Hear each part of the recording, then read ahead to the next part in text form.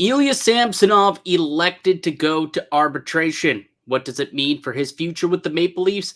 We'll chat about that and more on today's edition of the Locked On Leafs podcast, part of the Locked On Podcast Network. It's your team every day.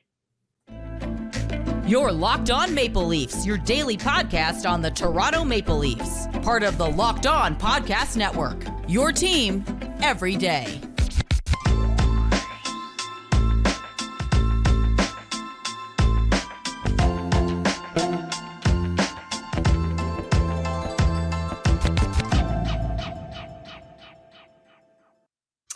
Hello and welcome into the Locked On Leafs podcast, a daily Maple Leaf-centric podcast hosted by myself, Mike DiStefano, and my co-host, Dave Morassutti. What's going on, pal? It seems like, it's the off season, and we expected things to slow down, but things are still pretty busy in the hockey world. Yeah, keeping us on our toes just a little bit more. Like in past years, July 2nd, 3rd came around. It was like crickets. Done. Yeah. People were hanging it up. People were heading up to the lake, to the cottage, going to Muskoka, going to wherever, hit the fishing boats, and away you go. But we're here, man. We're like almost a week into July, and there's still some things happening. There's still a couple of decent players that are still out on the market. Some interesting news and notes from around the league that we'll get to in a little bit, but Tarasenko, who looked like he was going to sign a contract with the Hurricanes the other day, maybe pivoting. He fired his agent and is going in a different direction. So we'll kind of discuss that, what that could mean going forward. But before we get into all that, we got some Leafs news we got to get to with Ilya Samsonov and some other Leafs content. But I got a question for you, Dave. This is a more personal situation that I want to bring to the pod because I want to ask the good people their thoughts on this situation. Dave, can you even tell that I had a haircut today? As somebody who does not have a lot of hair, that's not something I generally think a lot about. I can tell that it looks styled a little bit. Here's the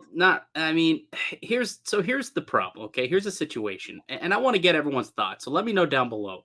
What's protocol if you're not exactly happy with the cut you've been given? The length it's too short or it's too long on the sides. It was supposed to be short on the sides and then fade it, blend it up into the top. And I don't know, when I left the place, I didn't really notice, I guess, how long it was. And then I got home and I started to look in the mirror and I'm like, this barely looks like I even got a haircut. It's like the same length. It's just not short enough. Can you go back and try and get them to fix it? Is that a thing? Can you go back the next day and be like, listen, I slept on it overnight and I still thought that it was just a little too long. Is it possible to just bring it down a little bit more on the sides? Do you think they would do that, or are they going to charge me for a whole new haircut? I've had that happen to me when I used to have hair, a lot of hair. So what happened? I remember I had asked them to obviously give a fade, and I was like, there is no fade here. So I said it's what you pay for a certain style. You don't get that style. You got to tell them, yeah, I can see you did not get a fade. No, it's really not. And it's partly my fault because I think I didn't tell him a short enough length on the sides, but I think he probably should have said, if you're looking to fade it, then you should probably bring. The problem is I didn't go to my usual barber. I went to a random because my barber was booked up and I'm going on vacation and I just needed a haircut really quickly. So I went in, just did a walk-in spot, and that's why you got to get a barber that you trust, because you don't even have to say anything when you show up. They just say the usual, and that's what you do. I haven't told somebody a haircut order in 3 years. I don't even know what I get. That's the problem. I don't even know. He's like, oh, what do you want on the side? I'm like, I don't know. I want it, fade and then blend it up into the top, take some off the top and then kind of fade the sides. And this is what he gave me. And I'm like, it's not short enough on the sides. It barely looks like I got a fresh cut. And I don't know. I might have to go back tomorrow. Let me know in the comment section below. Is that a thing? Can you do that? Is there a return policy on a haircut? If you're not 100% thrilled with it, can you go and kind of get it a little bit shorter the next day? Or is it once you walk out of that place, you've bought it forever. Like no returns, no gidsies backsies once you walk out. I don't know. I guess I might have to find out tomorrow when I walk in there. We'll see. But if you're telling me that you've had it done before, maybe I'll give it a try. Anyways, enough about me. But I do want to know legitimately what the people listening and watching think. So let us know in the comment section down below. Is that possible to do? Have you done it before? Or would I just walk in there and basically be being like a Karen, like essentially trying to get myself another haircut? I don't know. Let me know down below. Let's get to the news and notes from Leafland today, because there's actually quite a bit of notes of news coming out of Leafs camp for Wednesday, so after the July 4th holiday. And most notably, we had the salary arbitration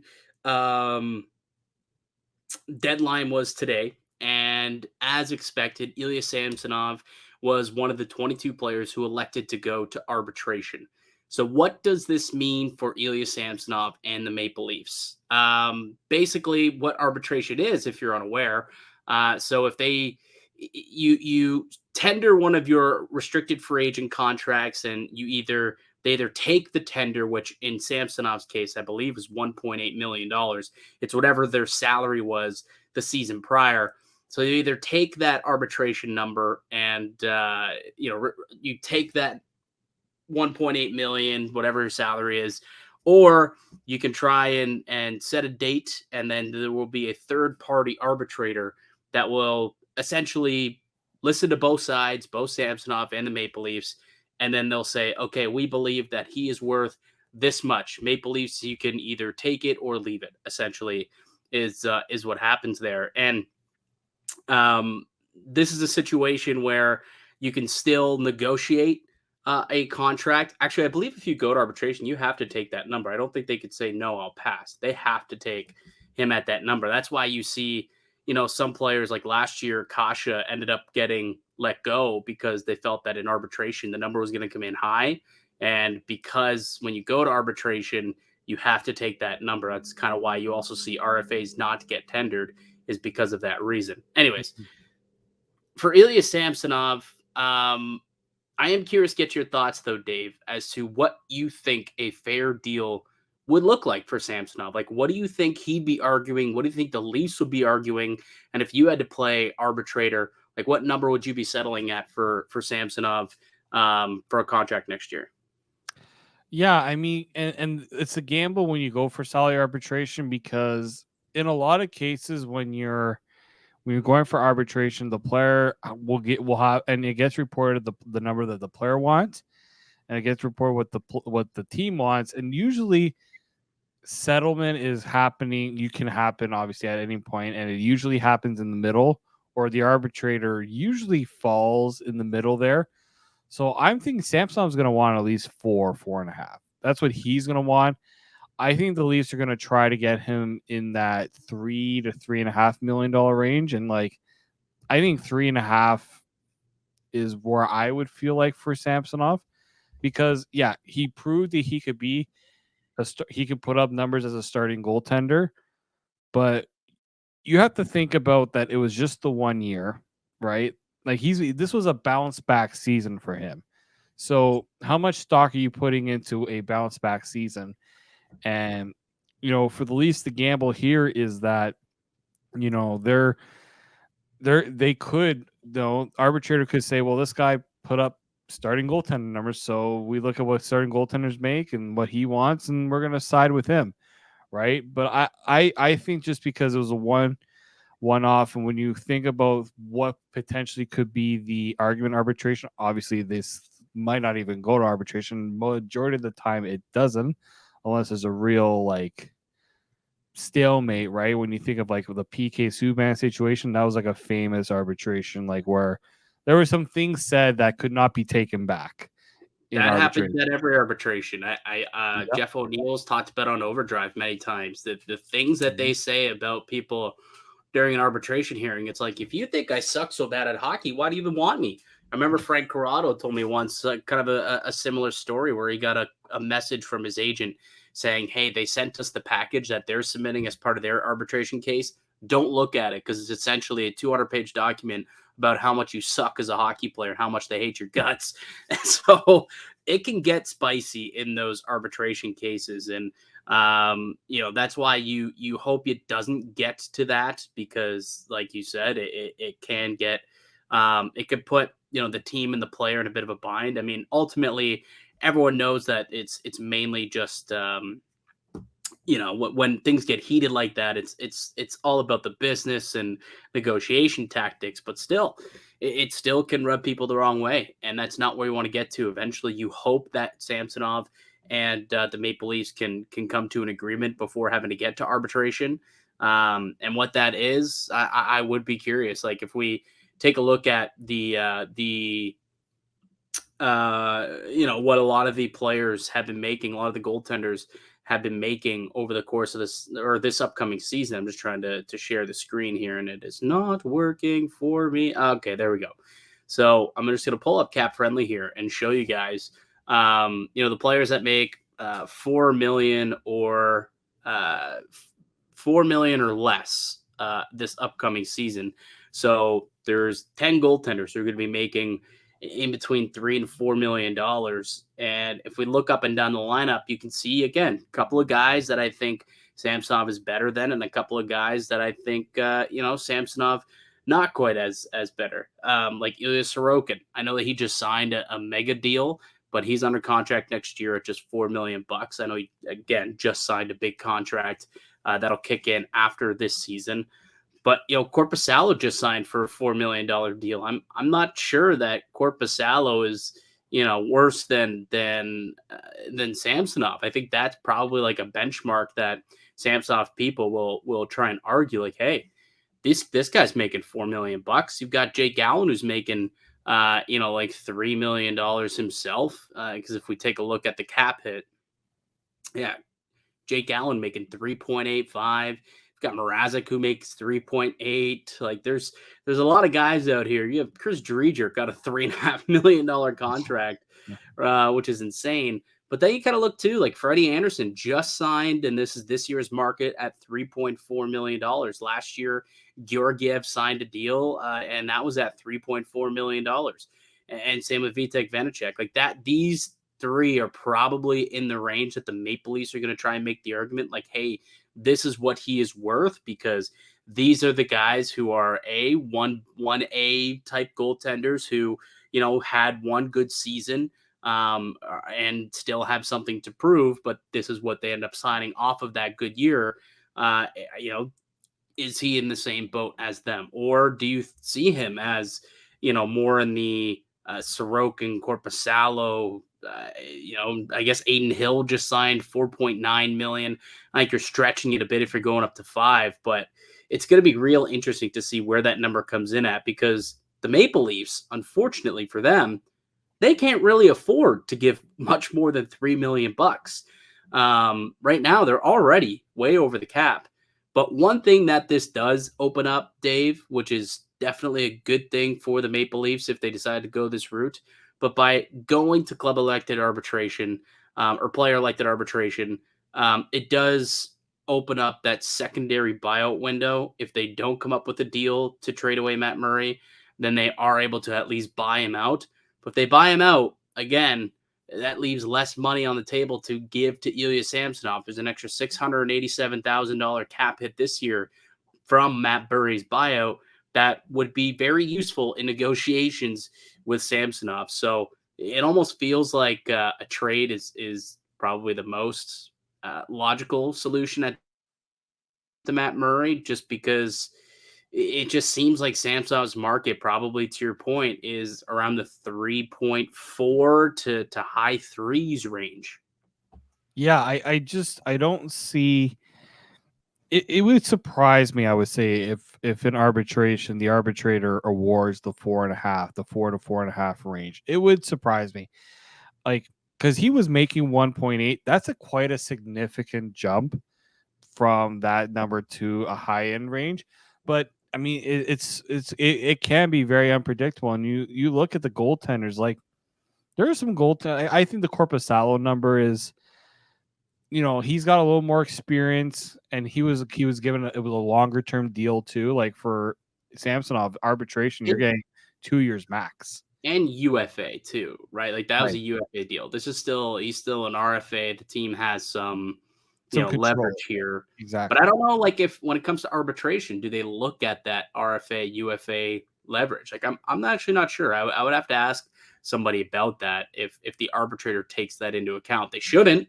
They should look at it as like, you are this player, you should be paid whether you're an RFA, UFA. This is what you should be paid based off your production. But I would be curious to see how an arbitrator looks at that as opposed to general managers in the National Hockey League.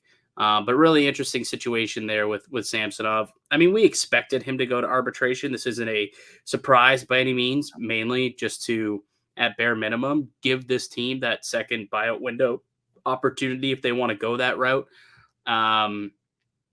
But still, we'll see what happens. Didn't Mikheyev actually end up going to arbitration? I think that's the last time that the Maple Leafs had to go to arbitration with somebody and it didn't get settled. I think he ended up signing like a 2-year deal at like 1.8 million, I want to say. I think they avoided arbitration. Did they? I thought they ended up. They signed a 2-year deal. It was close. I thought it was arbitration, though. Are you positive on that? Yeah, they avoided. They were able to get it done just before arbitration. Happened. Okay. They both filed their numbers, like they filed what their salary expectation, but they never actually had the hearing. Oh, okay. So the hearing never happened, but they both. Okay, gotcha. Yeah, so the hearing we'll know later. We don't know the hearing date yet. Usually it's sometime in August or late July. So we'll hear on we'll find out what the hearing date is later on this month, I'm sure. And we'll see what ends up happening with Samsonov. Some more Leafs news to get to on the other side, including a couple of Maple Leafs who reportedly are on the trade block. We'll tell you about who that is in just a moment. But first, let me tell you guys about one of today's show sponsors, and it's our good friends over at FanDuel.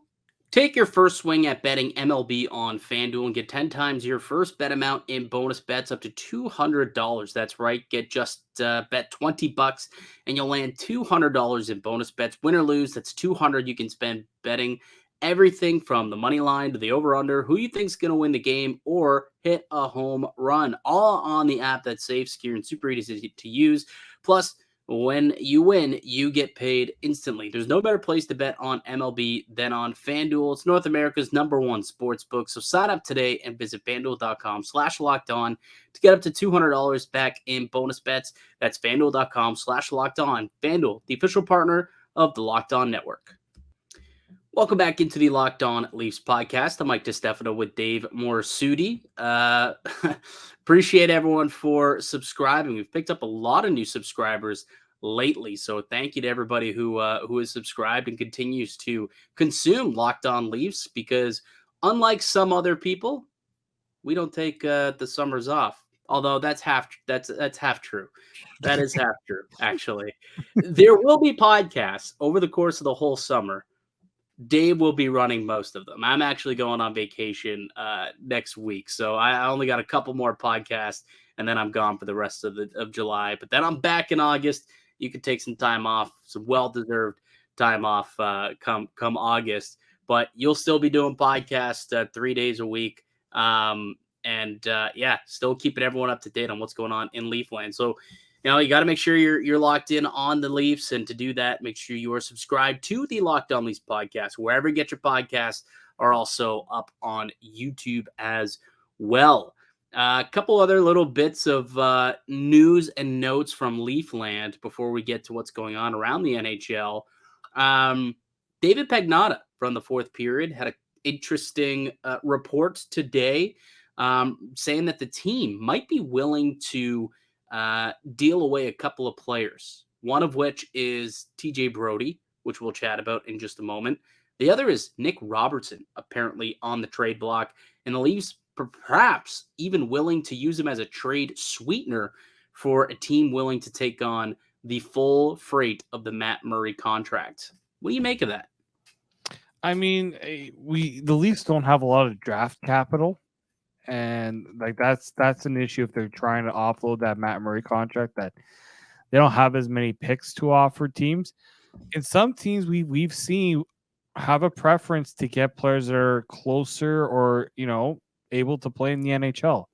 A lot of teams are not willing to wait around for prospects, and if they can get that body right away or just even a player to plug in, they like that idea. And Nick Robertson, we know that he's a guy that should be playing at the NHL level, at least for next year. We know that he's had his ups and downs. Injuries have been really his big issue since he's come to Toronto. Yep. So a team might be willing to bank on that potential, right? He's put up a point per game at the AHL level. He's had some flashes at the NHL, I'll say, and obviously not enough to warrant, him being a can't miss prospect at this point. Like he's on that tweener of being a prospect and right now, because he's at that age and experience where he's not labeled too much by many as a prospect. So it's interesting because with Brad Treliving coming in, like this is where you start to see certain guys, and maybe that Kyle Dubas showed a little more faith to. They're not going to get the same, they'll get some of that faith from Brad Treliving if they're a good prospect and worth it. But for others, it's going to be hard. It's going to be hard for him to be as patient. Yeah, and I also kind of look at the moves that they've made so far this offseason, and you can easily look at a lineup with the Maple Leafs and not have Nick Robertson in it, like all fully healthy, obviously. But he's a guy who you thought, okay, they're weak on the left side. If Michael Bunting leaves, that leaves a big opportunity for Nick Robertson to grab one of those spots on the first or second line. Matthew Nyes, also another player who could go and grab one of those spots on the first or second line.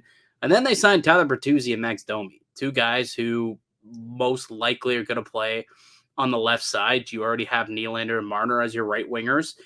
And now all of a sudden you're like, okay, that's going to push down a guy like Matthew Nyes to probably the third line. And do we really want Nick Robertson on the fourth line? We've seen it time and time again where he just needs to play hockey. Like he's someone who's just better off playing top line minutes in the AHL than he would be playing fourth line minutes in the NHL. And I'm not so sure that he's also ready for like a third line checking role either, right? So, it's interesting because I don't know if there's really a fit for him in this roster at this point anyway. The problem is, okay, what can he turn into, right? Like everyone's still enamored with that. Was it 55 goal season he had prior to the COVID shutdown in his final year in junior hockey? So everyone kind of looks at that and says, there's still a really good hockey player in here. He's got a really, really good shot, one of the better wrist shots on the team. The problem is he hasn't been able to show it off because he hasn't been able to stay on the ice. And, is a change of scenery maybe what he wants for himself? Perhaps that is the case. And like I said, he doesn't necessarily fit in their lineup currently this season. So I think to get rid of Matt Murray, to not have anything left on that contract, so they don't have to buy it down essentially by eating any of it. Also, they wouldn't have to do the buyout because of it. I think that Nick Robertson might actually be worth it as a sweetener to deal away Matt Murray. He just might. Yeah, I mean, it's important for the Leafs to try to get rid of that Matt Murray contract. Like, I just don't. I understand that Treliving was trying his best to not put himself in a corner where he felt like he had to deal Matt Murray when he said, "Well, we got three goalies." And he's talking about Joseph Woll, not don't want to give the young guy put him in a position where maybe he's not ready, even though he showed that he was ready. So he tried his best to not put himself in a position to say that Matt Murray is definitely being moved or he's definitely coming back, right? Yeah, you don't want to lose the leverage. I mean, there's no leverage in a Matt Murray trade scenario anyways, but he doesn't want to show his hand at all and make it known, like, we will give up anything to get this guy off the books. It doesn't benefit him to come out and say that outwardly, right? So, yeah, I'm not surprised that didn't happen. But I still do believe that they they want to move that contract, and it sounds like they're willing to pay a pretty big price to get it, off their hands, as they may include Nick Robertson in the deal to get it done. I it's a little rich for me, but if that's what it takes, they might have to do it, and they just might have to chew on it. I mean, they gave up Seth Jarvis once upon a time to get rid of the Patrick Marleau trade. Not really. It was a first round draft pick that turned into Seth Jarvis. Yeah. But now maybe they might have to give up Nick Robertson, and that would suck for a team that has not really been able to draft many high level players in the last few years because they haven't had a lot of first round picks outside of like Robertson and Nyes, who've developed into potential guys. But hey, this is where they find themselves, and it's one more year of the cap crunch, unfortunately, and it might cost them a decent prospect by doing so. The other name that is apparently on the block, TJ Brodie. Where you at with that? TJ Brodie potentially on the block for Toronto, because TJ Brodie, he's approaching. He's gonna be 33, I think. He either is 33 or he'll be 33 next season. And he's at a point here where you do look at him and say, if this team needs a little bit more cap space, they do still want to make some more deals to try and rework that back end, which we keep hearing they still want to make some additions to that back end and try and get a little bit bigger, tougher, longer. They're going to have to find that money somewhere. And that might have to come from $5 million man TJ Brodie. Yeah, like TJ Brodie, we made a big when we had to talk about him being a guy we would potentially buy out. Oh yeah, stupid. Such a stupid conversation that was being had. Proceed. Like this is not as like when you're trading a TJ Brodie, you got to replace a TJ Brodie, right? Like they have Jake McCabe, he replaced Jake Muzzin. You brought in you bring in Klingberg. He doesn't play like a TJ Brodie, right? So if you're trading a TJ Brodie, you're obviously looking for a cheaper alternative to what he brings. There could be some of those out there. I'm just curious of what team right now would have that cap space. $5 million is not cheap, right? Everyone's going to say the money is tight.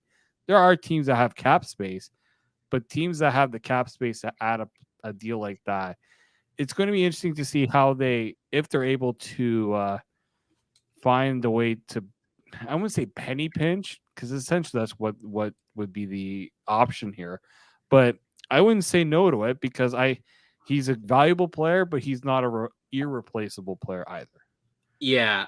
What I would say is if you look at the additions that the Maple Leafs have made this year, it'd be tough to argue that they didn't get worse defensively. Would you also continue that trend by trading away arguably your best defensive defenseman? Like you've already made so many detractions from your, defensive game with guys like Ryan O'Reilly, Luke Shen. Don't shoot me, but Justin Hall was more of a defensive defenseman, played shutdown minutes for this team for the last couple of seasons. Nola Chari was definitely a defensive guy in his own end. Like they've moved on from a lot of these players. Alex Kerfoot, as much as you hate the guy, he was a penalty killer and he played, some solid two-way minutes for this team. They didn't really add much two-way guys. I mean, Ryan Reeves is a tougher dude to play against, but I wouldn't say his numbers are stellar in his own end. He's tough and he's physical, but can he shut down cycles? Can he, play defensively and get into lanes and pick off pucks and, stick lift guys? That remains to be seen. So would you continue down that trend and also move on from TJ Brodie?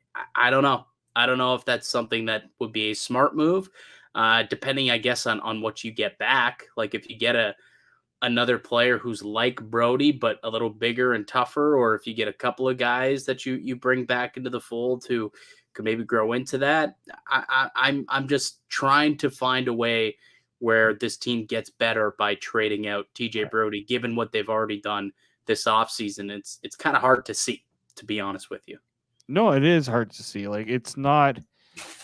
Again, he's I would say their top penalty killer. 100%. Right now. He plays, I mean, obviously the Leafs 28 minutes a night. Like, he's not that type of defenseman, but he's still playing 22 to 23 minutes a night.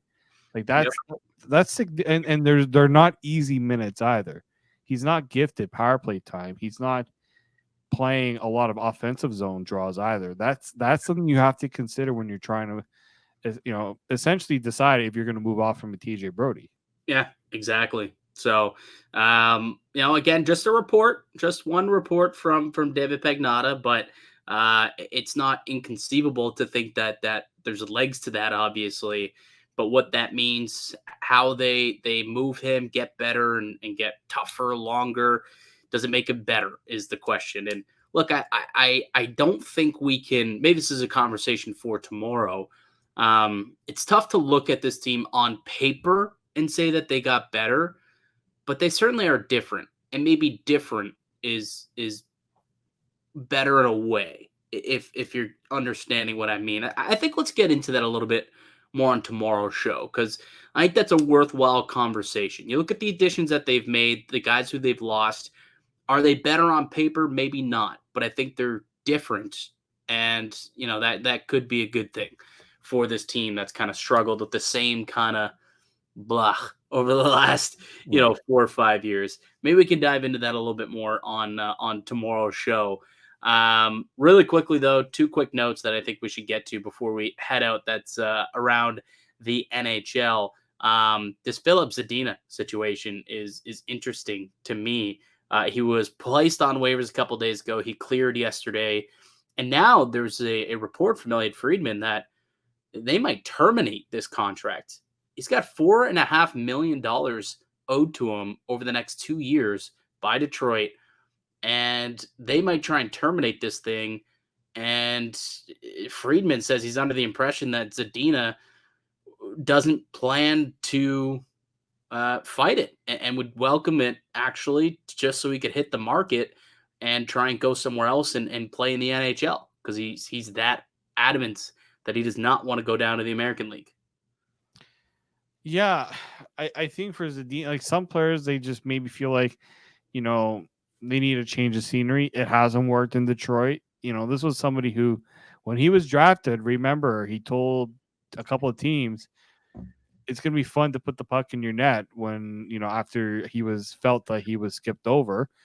And if you look at Detroit, there were some players picked after Zadina that they would have looked a little better on them. That was a high pick. Yeah, that was a questionable pick, I think. Well, so here's the thing. I remember the other player was, who did the Coyotes take at number 5? He's a Sioux Greyhound. They took someone at 5. The centerman was that Barrett Hayden? Yes, Barrett Hayden. Yes. The Coyotes took Barrett Hayden at 5, and that was like a question mark too. Yeah, and then that left Zadina and Hughes on the board, and then Zadina went 6, and then right after Zadina, Quinn Hughes comes off the board and goes to Vancouver. And that both of those teams, Arizona and Detroit, are kicking themselves for not going with Quinn Hughes. They thought, undersized defenseman, puck mover, he might not turn out to be anything because he's of his size. Well, that simply hasn't been the case. He's probably a top 10 defenseman in the NHL, certainly a top line defender, which both those teams could use a guy like that, I would say. But yeah, an interesting scenario here where Zadina, who's just 23 years old, a 6th round pick like 4 or 5 years ago, or 6th overall pick rather, 4 or 5 years ago, might find himself on as a free agent come in a couple of days. I guess it probably wouldn't take too long if that's the plan, is to terminate his contract. And he's still young enough where there's got to be some GMs around the league or some scouts who saw him play for Halifax, where he scored like 44 goals in like 50-something games in his final year of junior, who says, hey, there's still a player in here. A change of scenery might unlock something. and give him another shot. I don't think his days in the NHL are over. I saw some people online maybe suggesting, oh, he's going to go over to Europe. I'm curious. There's got to be teams who'd be willing to give this guy, a low salary deal, but a contract to play in the NHL. Yeah, I think so. I mean, teams are always looking for that diamond in the rough, like take advantage of another team's mistake, right? If they feel like they can put him in the right environment, he can get himself back on track. It's good. That's a lot to ask, to think that he can get back to the production from June. He actually had an also decent AHL season. It was one of his first full seasons in the AHL. He had like 35 points in 50 something games. Like, there is something there potentially. It's just now what's preventing him from getting there, and that's going to be the big one for the next team that does sign him. It's gonna be a bit of a reclamation project, but he's got to be willing to take that next step as well. I was trying to see if there was a player who he played with at the time in Halifax, because I don't know if you saw Jonathan Drouin ended up going to Colorado to kind of reunite with his old pal Nathan McKinnon from their Halifax Moosehead States. So I was trying to see if there was anybody who maybe he could go rekindle with in the NHL. They didn't really have anyone though. That's the problem. There wasn't really any play. Like Justin Barron, I guess, is like the top defenseman on that team, I would say. Like there's not really anyone on this team that Raphael Lavoie, who's not even playing in the NHL right now with Edmonton, so he's going to have to go somewhere. And I know there's going to be a couple teams that for sure will give him an opportunity to come and win a spot, and they'll give him opportunities as well. So we'll see what happens with Filip Zadina, but an interesting situation there in Detroit for sure. Lastly, Tarasenko looks like he's still on the open market as well. It sounded like there was a deal in place with the Carolina Hurricanes, and then you wake up this morning to find out, actually, no.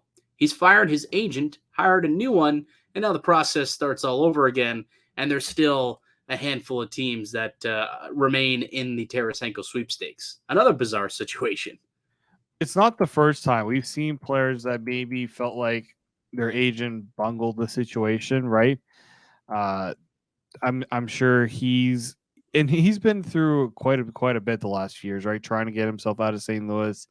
Didn't really manufacture the way that he, I think, wanted it to. He was there maybe a little longer than he wanted to, and then eventually he did get his trade out of there as a pending UFA. So, yeah, I think he's at the point now where he wants to make sure that his next deal goes the right way. This is not, you're not going to get many more kicks at the can here as a free agent. Yeah, so we'll see what happens there as well. I've heard the Hurricanes still trying to make something work there, obviously, but the Ottawa Senators poking around too. Sounds like they want to make sure they know what's happening with DeBrincat before they go the Tarasenko route. But apparently they are heavily interested in potentially acquiring his services as a free agent. Good stuff today, pal. Anything else? Any final thoughts, final notes you want to bring up before we head out for the day? I just hope that this is we still get a little we start to hear a little bit more of maybe other potential rumors. I don't know how, not enough spiciness right now. We need a little more spiciness here. Most of the spice is gone, I think, pal. We're sitting here with bland, traditional North American bland stuff right now. I think that's the problem that we find ourselves in. Actually, we should congratulate Patrick Hornqvist on a good career. He did retire today, 900 games in the NHL. Not bad for a guy who was taken 230th overall, Mr. Irrelevant in the 2005 NHL draft as the last player taken in that draft. So just goes to show, man, just because you're taking, late 7th round pick, the final pick in the draft, doesn't mean that your time is over, right? Doesn't mean that you're not going to make it into the NHL. It just means you got to work your tail off and you can still get there. It's all about development. That's what I always say. On draft day, it's cool to go in the first few rounds, but once you're kind of done, it's all about how you develop, right? Ryan Tverberg was a 7th round pick for the Maple Leafs a few years ago. Now he's, a top 10 prospect in their prospect pipeline, and one of the ones that I'm excited to watch next year as he, enters his pro, pro hockey with the Marlies here after a good collegiate career. Anyways, congratulations to two-time Cup champion Patrick Hornqvist. Enjoy retirement, buddy. That'll do it for us here today on the podcast. I'd like to thank you all for listening and supporting the show. You can subscribe to the Locked On Leafs podcast on all podcasting platforms and receive daily Leafs content. Follow myself on Twitter at Mickey_Canuck. Follow Dave at D_Morassutti. You can follow me on Threads too. I signed up. I just signed up too just before we started recording. I'm on Threads. It's Mickey Canuck. No underscore on Threads. Just Mickey Canuck. So, because it's the same as it's your Instagram, I guess. It links up with IG. It's IG's version of Twitter. So coming after the Twitter game. We already got the war started. You can catch us on Threads as well. If you enjoyed the show today, thank you. Leave a like and a comment down below, or let us know on Twitter if you're enjoying what you're hearing as well, or Threads, of course, Threads as well. All right, we'll be back with another episode for you guys tomorrow. We'll talk about, are the Leafs better? The moves that they've made, are they a better team, or are they just a different team? But what does that mean? We'll discuss all that and more tomorrow. But until then, keep it locked right here on Locked On Leafs.